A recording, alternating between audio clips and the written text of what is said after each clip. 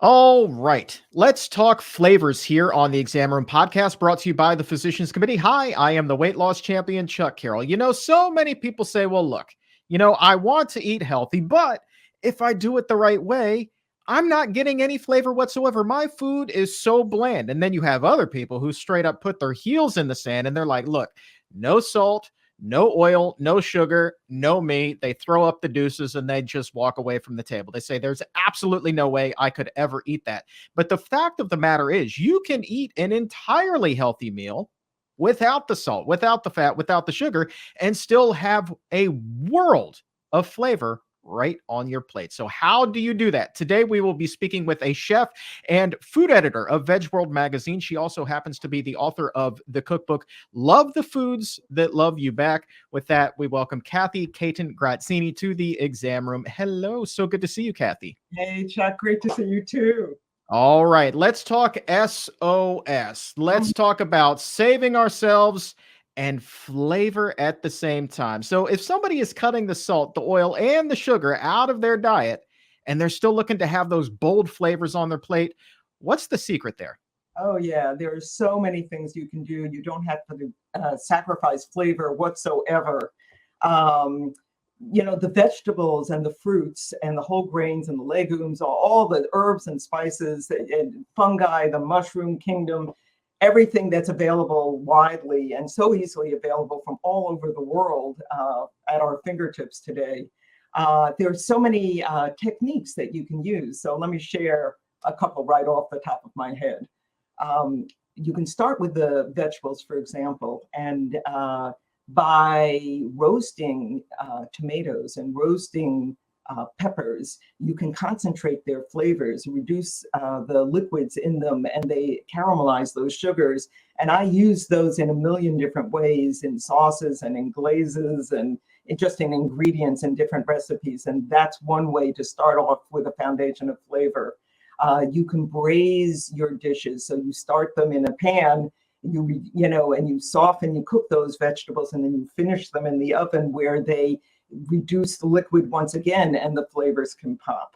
You can cook vegetables and fruits in parchment paper with herbs, and you just simply roast them in parchment, stapled to the underneath and around.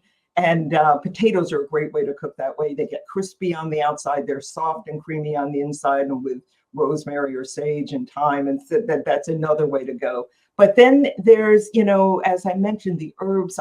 All my recipes in the cookbook and elsewhere are very rich with taking advantage of herbs and spices, because that lends local flavor. It gives character and it costs pennies to do that.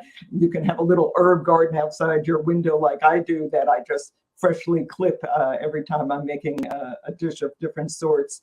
You can use mushrooms fresh and compress them in a pan, sear them till they get crispy on the edges, and with a little bit of pepper, you can have an incredible experience with mushrooms. And use dried mushrooms and grind them into a powder and use that as a seasoning for lots of umami pop to your pilafs and risottos and soups and stews and so many different things. You're running down like a whole laundry list of things. I think that for the newbie chefs, they're like, I hear you, but I mean, seriously, if we roast those vegetables, can you still get that sweet flavor? Like, how would that compare to adding sugar to a recipe that a lot of us have been trained to do since we could cook? Can you still get that same level of sweet just by roasting those peppers, as you were saying, Absolutely. or using sweet potatoes? Absolutely. And also fruits and dried fruits are full of their own natural sweetness, as are many vegetables as well. And when you reduce them, either using dried fruits or roasting, one of my favorite things is to roast plums and peaches and apricots. Now we're in that season. We're so lucky.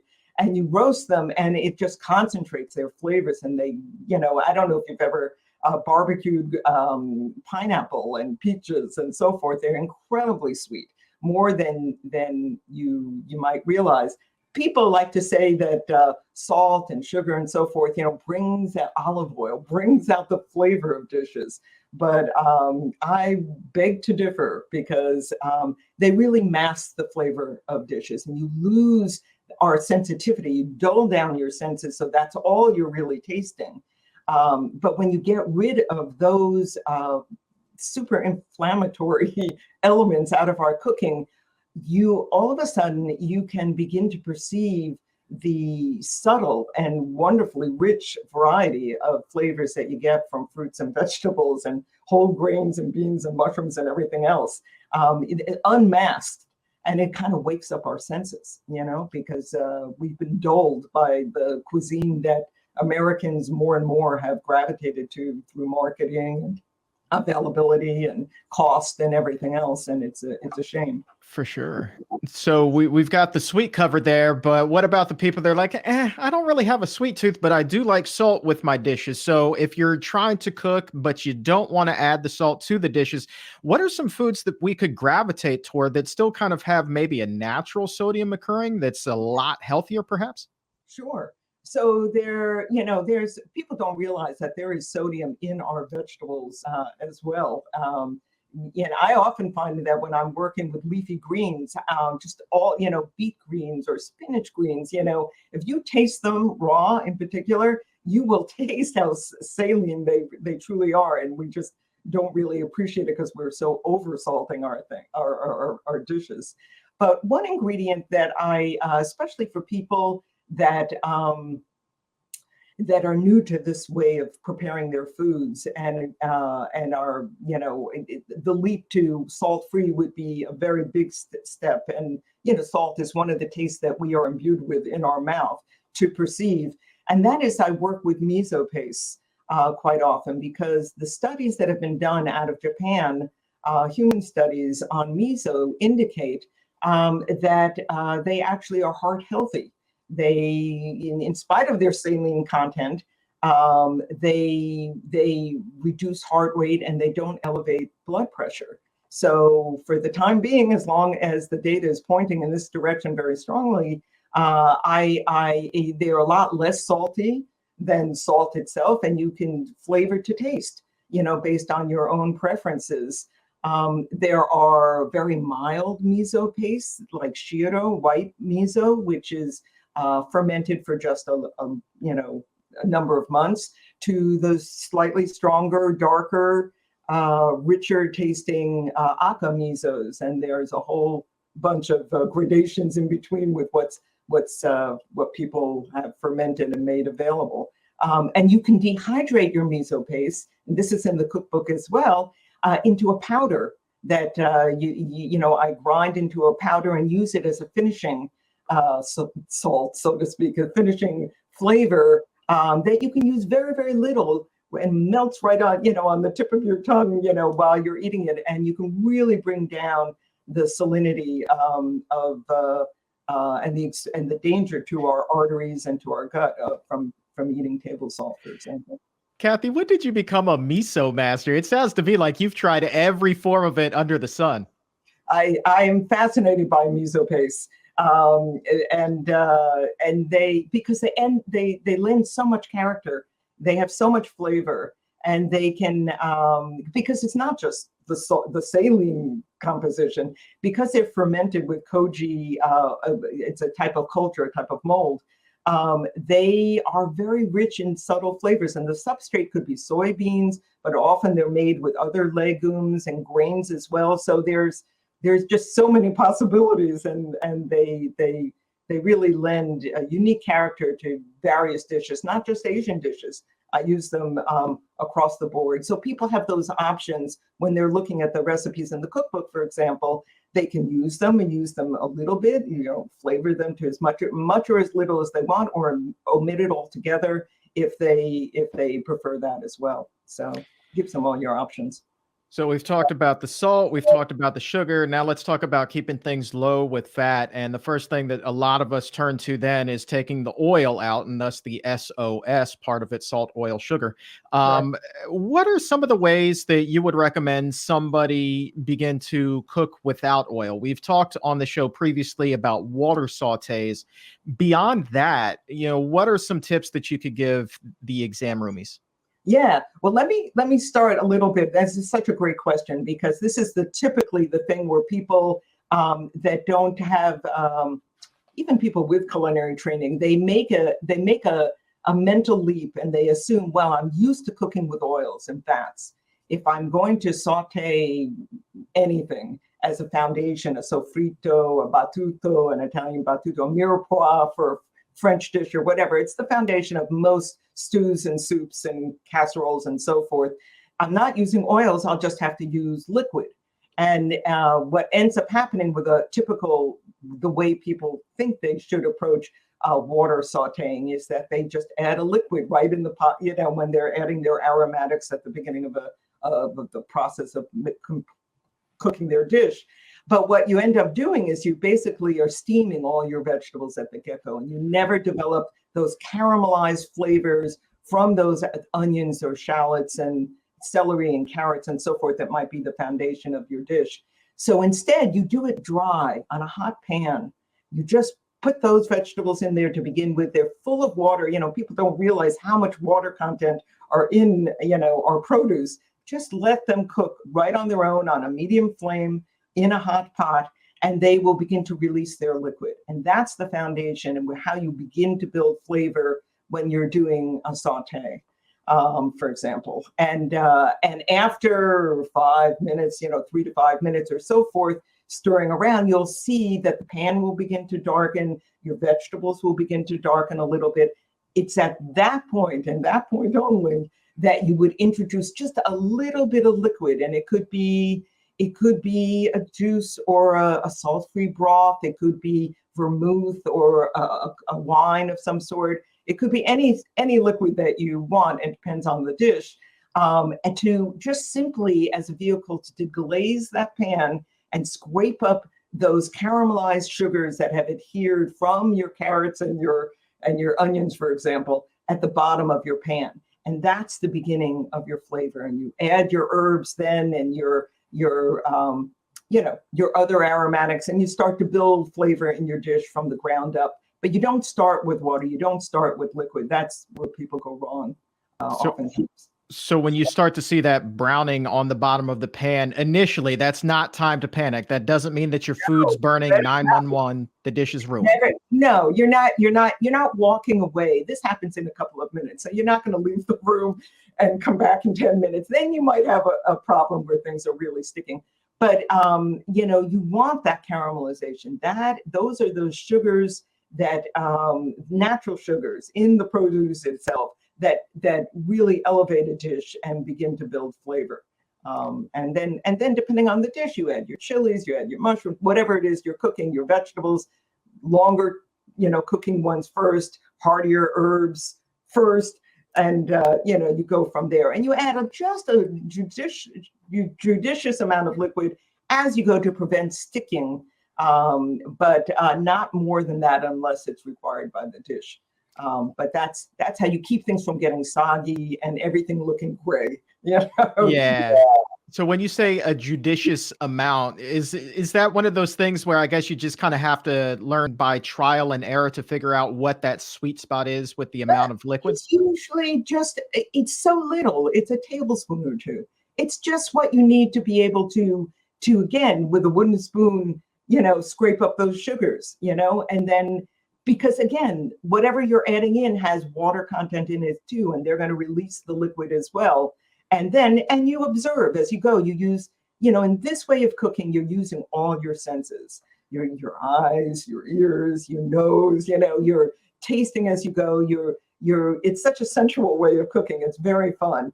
And you'll get a feel for it very quickly. This is not rocket science. It happens, it's a very natural sort of thing. And once you just do it once or twice, you start really getting comfortable with what we're working with, and it's not difficult to figure out how much liquid. You don't ever kind of want to look the way people used to do with oil. This is minimal amount of liquid, only as much as you need to keep things moving and to prevent sticking in your stainless pan. And when you reach that point, you add that little bit of liquid. You're pretty much near the end of the cooking process, I would imagine, because in my experience, that water it evaporates pretty quickly. It scrapes up that glaze, as you like to call it. Yeah, well, there's a little. It depends what you're cooking. Like, let me try to make it concrete with. Let's say you're doing a stir fry. A kind of a Chinese stir fry. So there, you might have. You might be throwing in mushrooms. They're going to release a lot of water after you initially start. So you'll add them as well. You might have Chinese broccoli or, bok choy or zucchinis or, whatever kind of vegetables, red peppers, all full of moisture as well. So you want to keep things on the dry side. In a case of a stir fry, at the same time, when you do a stir fry, you want to have all your vegetables all prepped and ready to go, because it's a fast cooking thing at a fairly high heat, even without oil. And so your vegetables you're adding, based on their cooking time, and you've already mixed up your finishing glaze, which is simply some seasonings with arrowroot or cornstarch or whatever, a little bit of starch, a little bit of a whole grain flour, that you mix with water, and you might have a little, I don't know, black vinegar or tamari, or again, what a miso, to flavor your liquid, some Shaoxing wine perhaps, and that's at the very end when your vegetables are crispy cooked at the way you would want them in a stir fry. You glaze all those vegetables for the final 2 minutes. Toss them all around till the starches thicken a little bit and create a glazy sauce that finishes that dish. You're such a foodie. I love it. Shaoxing wine. That is definitely, in the 5 seasons that we've been doing the exam room, never once come up. I absolutely adore it. You know what you're doing in the kitchen. But that is not the case for everyone. There are a lot of people who are scared to go back into the kitchen or enter the kitchen arena for the very first time, because they think, I could never cook. I could never do what Kathy's doing. I couldn't even follow these recipes in their book. I burned water, for goodness sakes. So if somebody is new to the culinary experience and cooking their own meals, I mean, what advice do you have that could help get them comfortable in the kitchen? Okay. Well, I'm love the foods that love you back. I had that in mind from the get-go, because so many people have stopped cooking. I've met so many people my age and older who said, I'm done. My kids are out of the house. That's it. I'm now, it's the easy street. I don't want to cook anymore. Or kids, my son's age and younger, who are millennials and, Gen Z and so forth, that just never grew up with cooking, were eating processed foods all the time and still are taking out. And that's part of the way they're living. So in the building blocks, it's the very first recipe chapter in the cookbook. I have all sorts of easy and fairly fast recipes, simple sauces that you can make with vegetables, or just simply serve over pasta or whole grains, or there's the simple yogurt that I use in dressings and to make cheeses out of, and just in sauces and just all sorts of ways.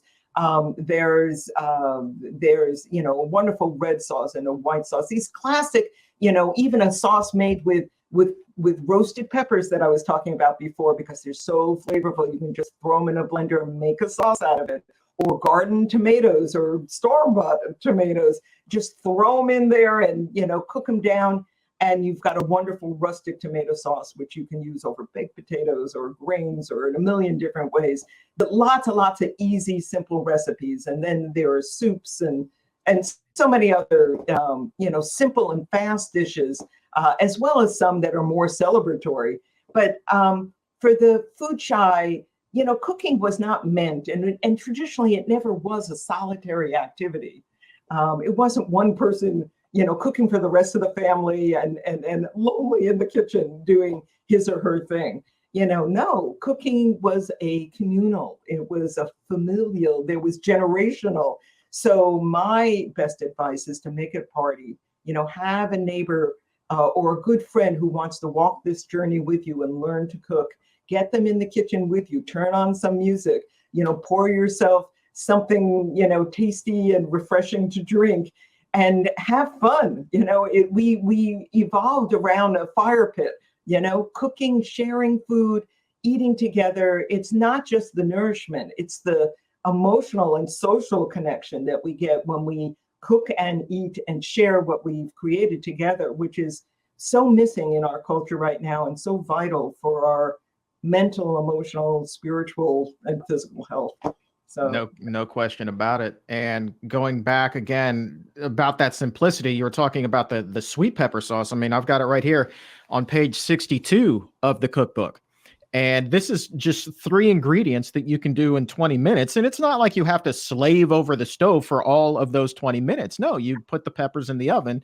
And then once they've done their thing in there, then you blend it all up. I mean, you're talking about your actual commitment there is probably like somewhere in the ballpark of 5 minutes, something like that. Very easy to do. Yeah. There's an artichoke sauce. It's very similar as well in there too.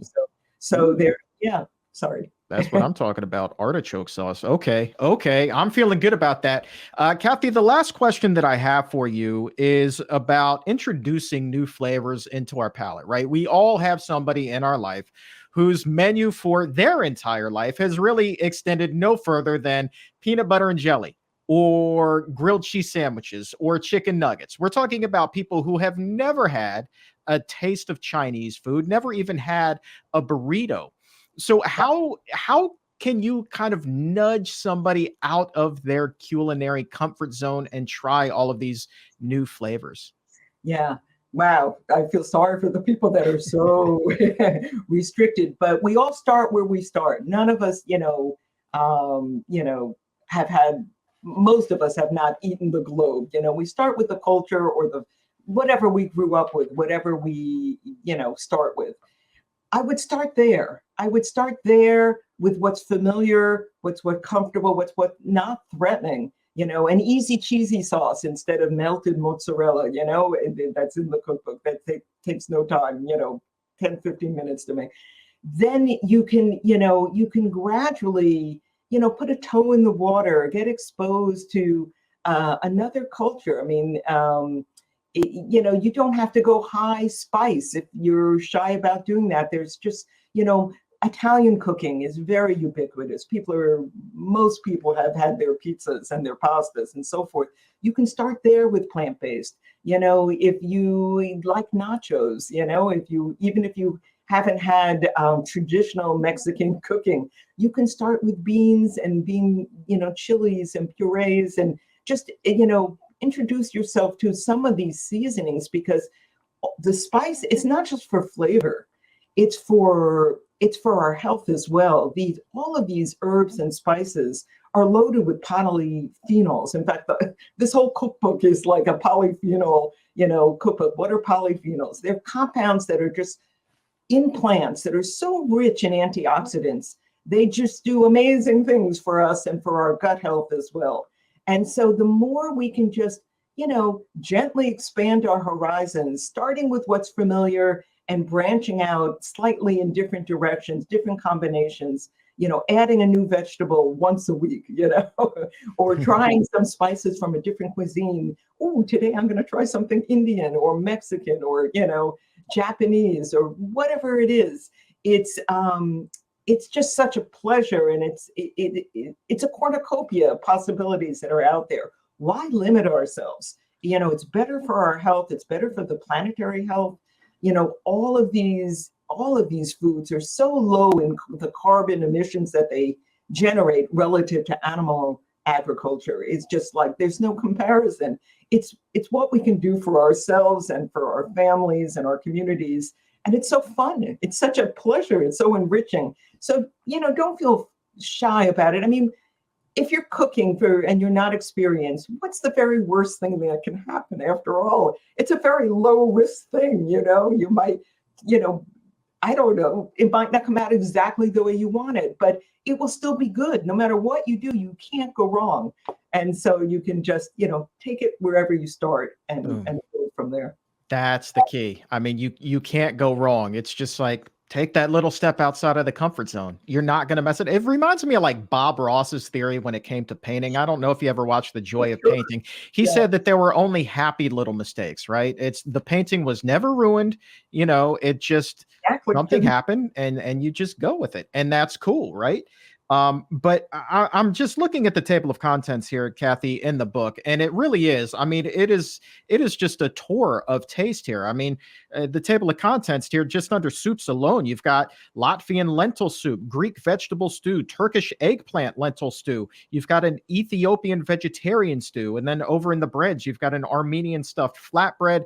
You've got mapao tofu, Asian inspired. I mean, you've got literally flavors from all over, including Italy, as you mentioned. And I mean, this is there is something for everyone. And I love the fact that you do kind of graduate from those simpler recipes into something that it takes a little bit more time and energy and effort.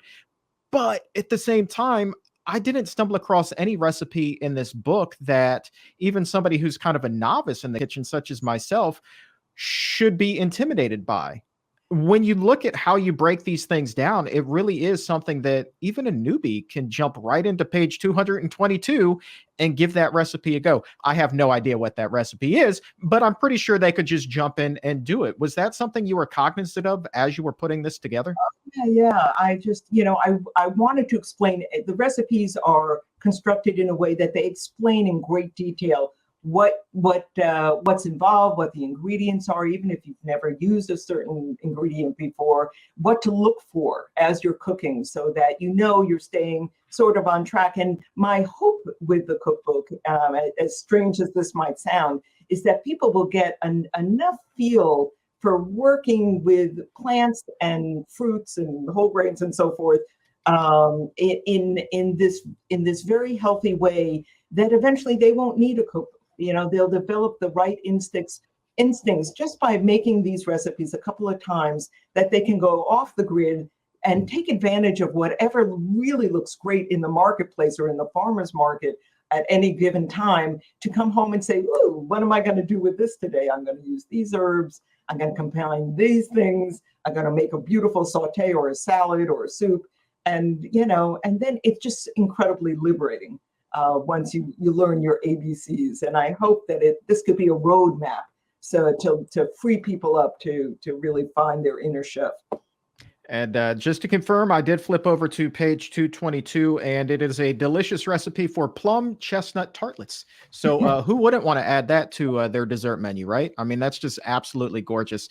Kathy, thank you so much for your time. The book is Love the Foods That Love You Back. There is a link to it right now in the show description or in the episode notes. Absolutely pick up your copy, and I would love to have you back sometime. This has just been a fantastic half hour. Thank you, Chuck. I've enjoyed it too. Thanks so much. If your health IQ is a couple of points higher than it was a few minutes ago, go ahead and like this video or subscribe to the YouTube channel. And to take it even higher, head over to Apple Podcast or wherever you get your favorite shows. Look for The Exam Room by the Physicians Committee. Hit the subscribe button there as well and help to make your world a healthier place.